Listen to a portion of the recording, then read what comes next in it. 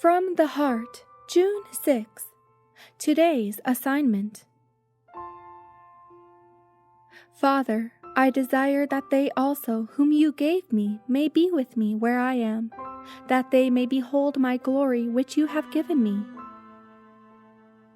Christ was infinite in wisdom, and yet he thought best to accept of Judas, although he knew what were his imperfections of character. John was not perfect.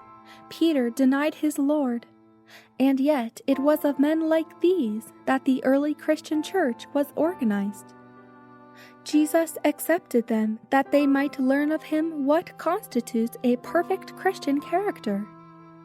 The business of every Christian is to study the character of Christ.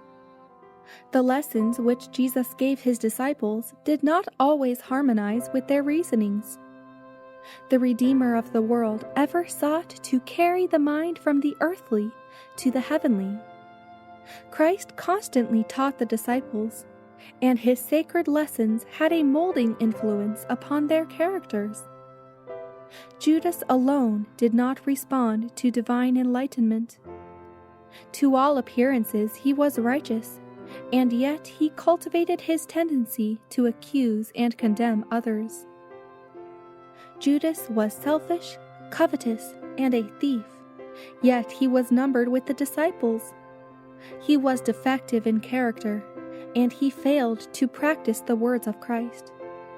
He braced his soul to resist the influence of the truth, and while he practiced criticizing and condemning others, he neglected his own soul, and cherished and strengthened his natural evil traits of character until he became so hardened that he could sell his Lord for 30 pieces of silver. Oh, let us encourage our souls to look to Jesus. Tell everyone how dangerous it is to neglect the soul's eternal healthfulness by looking upon the diseased souls of others, by talking upon the uncomeliness of character found in those who profess the name of Christ. The soul does not become more and more like Christ by beholding evil, but like the evil which it beholds. Let us remember that our great high priest is pleading before the mercy seat in behalf of his ransomed people. He ever liveth to make intercession for us.